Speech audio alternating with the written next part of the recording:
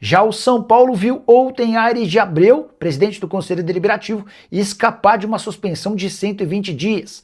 Numa votação apertada de 120 votos contra a punição, contra 118 a favor da punição, dá para dizer que ontem escapou e não será suspenso, não vai ficar fora da presidência do Conselho Deliberativo. Ontem, que é alvo de um inquérito policial por suspeita de falsidade ideológica e ainda responde a um processo interno na comissão de ética. Boa noite, Nicola. Como é que estão as contratações no São Paulo?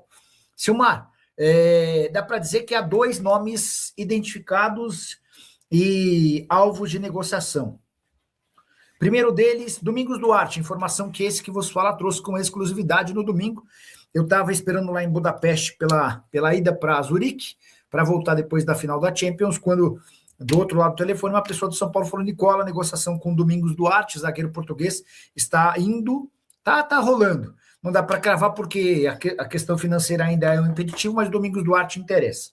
Outro nome, esse um pouco mais antigo, é o do Vitor Sá, atleta que já foi do Botafogo, estava jogando no Krasnodar e não teve seu contrato renovado lá na Ucrânia. Na Ucrânia não, perdão, lá na Rússia, beleza? Vou contar uma sobre o São Paulo. Terminou nessa terça-feira uma votação no Conselho Deliberativo para definir um possível afastamento, uma suspensão de 120 dias de ontem Aires de Abreu. Ontem é presidente do Conselho Deliberativo, envolvido em uma série de escândalos. O último deles diz respeito a multas. O cara tomou 171 multas usando um carro do São Paulo, mais de 100 mil reais gastos com multas e com reparos de estragos que ele fez no carro. Ontem a Aires votou-se sobre a possibilidade de uma punição, de uma suspensão de até 120 dias. Votação das mais apertadas, 120 pessoas votaram para que ele não fosse punido, 118 votaram pela punição dele, ou seja, ontem está absolvido, tá bom? Marcos Alves, Jorge Nicola, qual reforço está mais perto do São Paulo? Marcão, é difícil cravar, né? Sobre o Vitor Sá, eu troquei mensagem com o empresário dele hoje de manhã. E aí ele estava contando que nenhuma porta está fechada, não dá nem para descartar que ele continue no Krasnodar.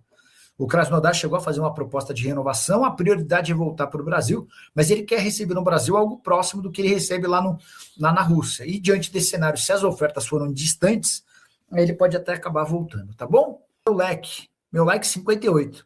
Por que na live 58 é verdade que o Botafogo recusou a primeira proposta pelo Newton no São Paulo? Bora falar sobre o Newton, outro nome especulado no tricolor. Newton é um volante revelado na base do Botafogo, chegou a ser emprestado, voltou, temporada passada até jogou com mais frequência, na temporada atual perdeu espaço e o Franklin, que é o técnico atual do Botafogo, não tem dado muito moral para o Newton. Foi por isso que o nome do Newton começou a ser debatido no São Paulo. O tricolor gosta da ideia de contratá-lo por empréstimo com obrigação de compra.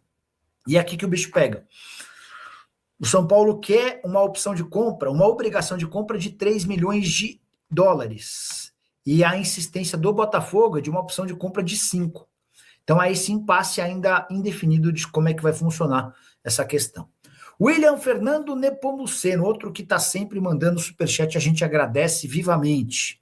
Na forma de vocês ajudarem criadores de conteúdo como esse que vos fala. Boa noite, Nicola. Essa história da SAF no São Paulo tem que tomar cuidado, porque o Juventus teve 12 jogadores, 12 dirigentes afastados, um deles ligados à família do herdeiro da Ferrari por corrupção. Você lembra do episódio? Cara, eu não lembro, e a pauta é boa. Vou dar uma investigada não, né? Porque isso não... Vou me aprofundar na história para entender direitinho. O que eu lembro é que a Juventus foi acusada de compra de árbitros, não era isso? Quer ver, ó? E aí, só para explicar o contexto da mensagem do William, né? Talvez você que não é São Paulino não saiba do que está sendo falado. Juventus, caso arbitragem.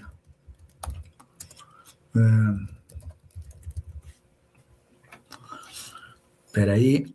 O maior caso envolvendo a Juventus em manipulação de arbitragem na Itália é o famoso Calciopoli, ocorrido em 2006. O clube foi punido com o rebaixamento para a Série B, a perda de 2 títulos e a dedução de pontos na tabela.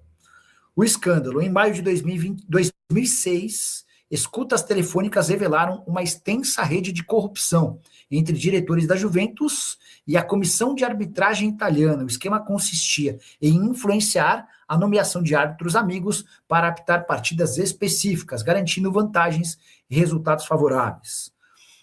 A Justiça Desportiva na Itália aplicou sanções severas, rebaixamento da Juve na temporada 2006-2007, perda dos títulos de 2004, 2005, 2005, 2006, além de o fato de o clube começar na Série B com dedução de pontos.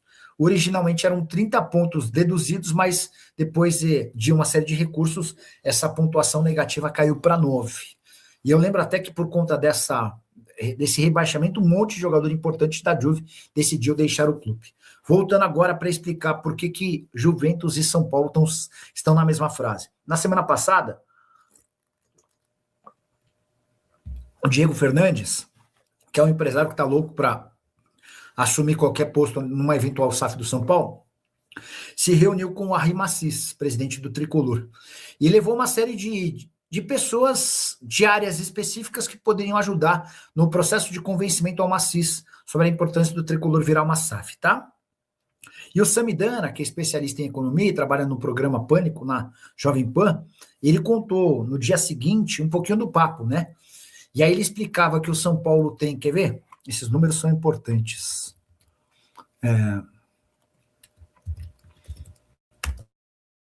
Esse número até passaram batido, eu acabei nem dando muita importância, mas, ó, o São Paulo tem 125 milhões de reais para pagar só de juros, tá? 428 milhões de reais da dívida do São Paulo vencem nesse ano.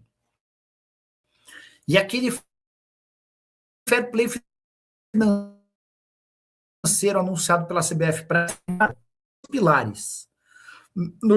Nos dois pilares, o São Paulo tem muito a açar. O custo do elenco tem que ser de no máximo 70% da receita. Hoje,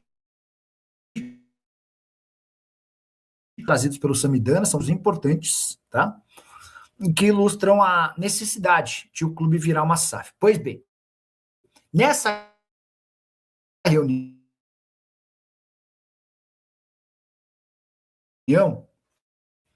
da quarta passada,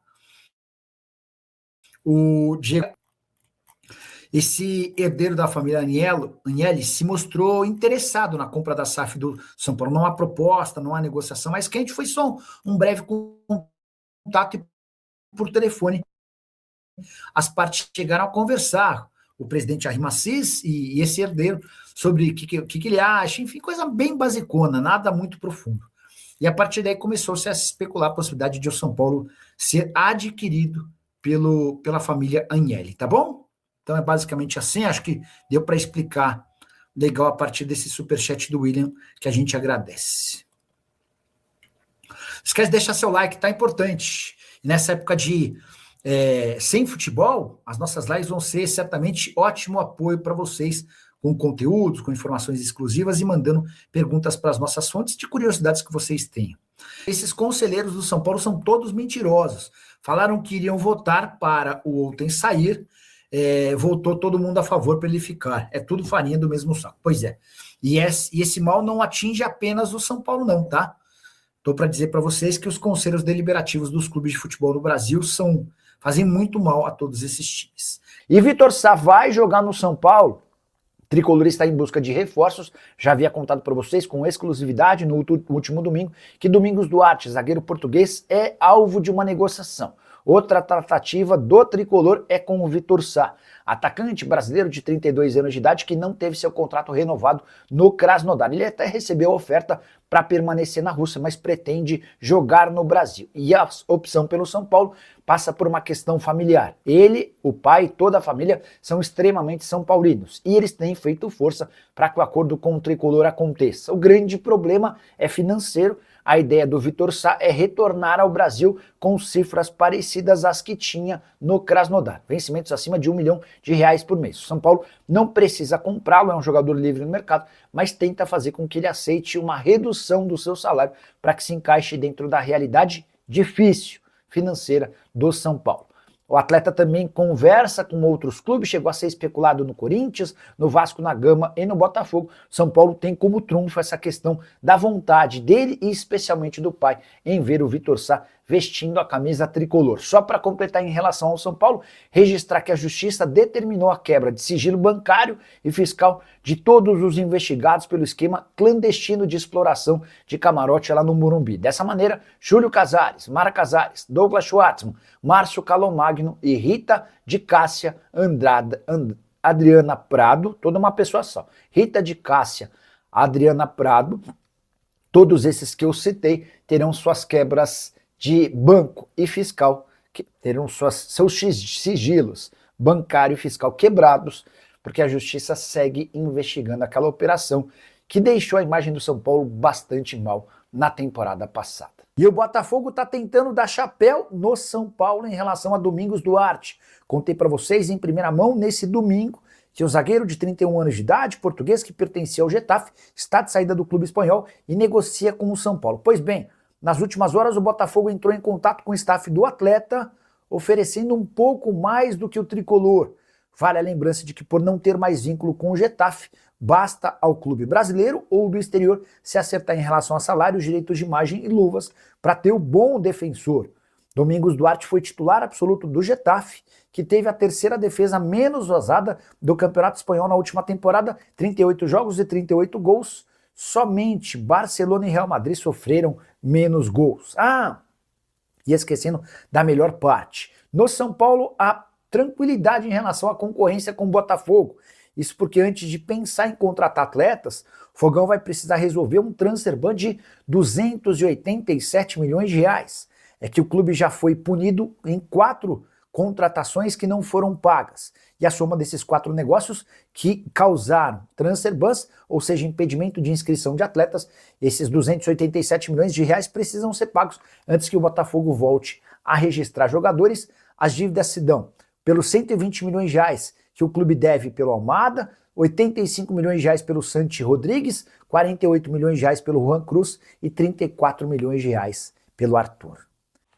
Rapaziada boa, mais um giro de notícias exclusivos e atualizados do maior clube do Brasil, a gente falando São Paulo, porque nesta quarta-feira, dia 3 de junho, chegamos aí com mais uma edição do nosso vídeo de todo dia, diariamente, para vocês. Então, desde já, peço humildemente seu like, se inscreva no nosso canal e já ativa o sino das notificações para você receber as principais informações de bastidores do maior clube do Brasil. Combinado? A gente vai encerrando nossa edição por aqui. Te aguardo no vídeo da tarde. E até o próximo vídeo. Fui.